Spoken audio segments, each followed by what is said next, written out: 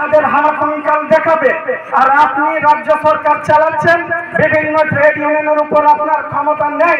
সেই ক্ষমতা প্রয়োগ করে যদি কোনো ছাত্রী নেতা ভাবে যে টেবিলের নিচের থেকে 5,000 10,000 নিয়ে কারখানায় ঢুকিয়ে দেব, আপনার যে আন্ডারওয়্যার আছে খোলার মতন ক্ষমতা ধীরে ধীরে তৈরি হচ্ছে, দরকার পড়লে রাস্তায় আপনাকে ঘুরাবো, সেই ক্ষমতাটা সমাজ শিক্ষা সমিতি রাখে বিভিন্ন এজেন্সির মাধ্যমে, বিভিন্ন পার্টি অফিসের মাধ্যমে, বিভিন্ন ছাত্রী নেতার মাধ্যমে কেউ যদি এখানকার মানুষকে কাজ না দিয়ে অন্য কোন জেলার, অন্য কোন রাজ্যের মানুষকে কাজ দেওয়ার, অযোগ্য মানুষকে কাজ দেওয়ার যদি কাজ করে, ছাড়বেন?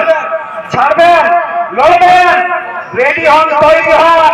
ঝড় চলছে, ঝড় চলছে, একটা নীল ঝড়, একটা নীল ঝড় চলছে।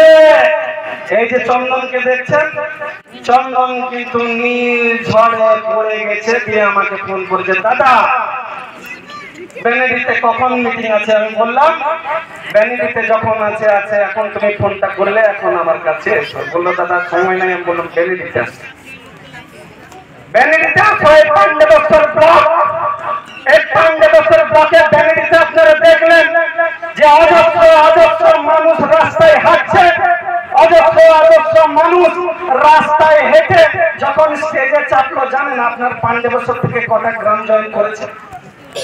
ঝান্ডাকে তুলে কতগুলো গ্রাম জয়েন করেছে জানেন? 17টা।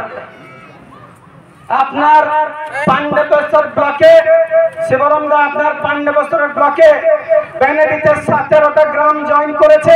আর 17টা গ্রামের মধ্যে একটা গ্রাম হলো বেলপাহাড়ি। আর ওই বেলপাহাড়ি গ্রামের আমাদের নেতা তখন ছিল, যার হাতে ঝান্ডা ধরেছিলাম, সেই চন্দন বাউরি। জোরে হাততালি দিন সেই চন্দন বাউরির জন্য, জোরে হাততালি দিন সেই চন্দন বাউরির। বেনেডিতে যে ঝান্ডাটা ধরেছিল, সেই ঝান্ডাকে আপনার মাটিতে উঠতে পেরেছে, এই জন্য চন্দন বাউরির জন্য জোরে হাততালি একবার আপনারা দিন। এইভাবে নীল ঝড় প্রত্যেকটা গ্রামে প্রবেশ করবে, প্রত্যেকটা গ্রামে প্রবেশ করবে। বিডিও থেকে আরম্ভ করে এসডিও থেকে আরম্ভ করে ডিএম থেকে আরম্ভ করে আমাদের মাননীয় মুখ্যমন্ত্রী, উনি তো রাজনীতির লোক, অনেকদিন আগেই আমাদেরকে নবান্নে দেখেছেন, হাওয়া আমি ধরে নিয়েছি। আমাদের যে আমলাতন্ত্র আছে, সে আমলাতন্ত্রের অম্বল হয়েছে বলে জিনিসটা বুঝতে পারছি, মাথাটা মনে হয় বেশি ঘুরছে যে বাউরি সমাজ এখানে কি করতে চলেছে। আমাকে উত্তপ্ত বক্তব্য দেওয়ার জন্য এসপি ম্যাডাম বললেন, কি বললেন জানেন?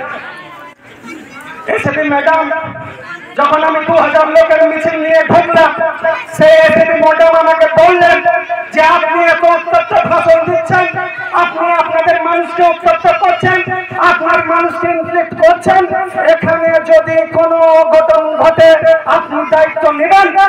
চোখে চোখ রেখে তখন আমি বলতে পেরেছিলাম, এতগুলো মানুষ যারা চাকরি পায়নি, যার ঘরে অবিবাহিত বোন আছে, যার ঘরে একটা পেশেন্ট আছে, যার ঘরে একটা টিবি পেশেন্ট থেকে আরম্ভ করে ক্যান্সার পেশেন্ট আছে, পেটের জ্বালায় তারা আমার সঙ্গে এসেছে, আপনি তার দায়িত্ব নেবেন?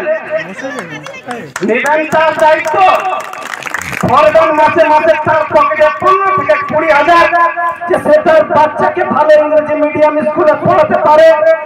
এসপি ম্যাডাম আইএস আইপিএস হতে পারে, যেখানে আমি খেলি, আমি আইএস, আমি আইপিএস, আমার খেলায় আমি রাজা, সেখানে কাউকে খেলতে দেবো না। যত বড় নেতা হোক, যত বড় আমলাতন্ত্র হোক, যত বড় এসপি হোক, যত বড় এসপি হোক, আমার মাঠে যখন খেলবে আমার নিয়ম চলবে।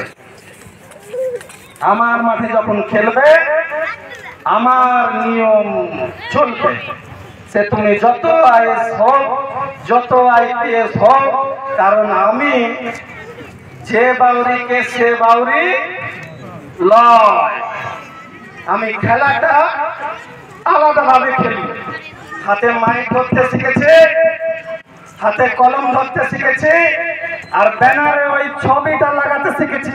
কারোর বাপের হিম্মত নেই যে সংবিধানকে এড়িয়ে আমাদের আর শোষণ করতে পারবে যতদিন শিক্ষা সমিতি থাকবে। বিভিন্ন সরকারি জায়গাগুলো একের পর এক কারখানা লুট করছে। বিভিন্ন অনিচ্ছুক যারা মানুষ আছে তাদের জায়গাগুলো অধিগ্রহণ করছে কারখানা। বিভিন্ন যারা মানুষ আছে তাদের জলের যে লাইন আছে, সরকারি যে জলের লাইন আছে, কারখানাগুলো একের পর এক অধিগ্রহণ করছে। তখন তো আপনি এফআইআরটা নেন না। তখন যখন আমার মানুষ যে বলে যে আমি কারখানাকে জায়গা দেব না, আমার এই ডিমান্ড আছে, আপনি শুনেন না, আপনি বাউন্ডারি ওয়ালটা করা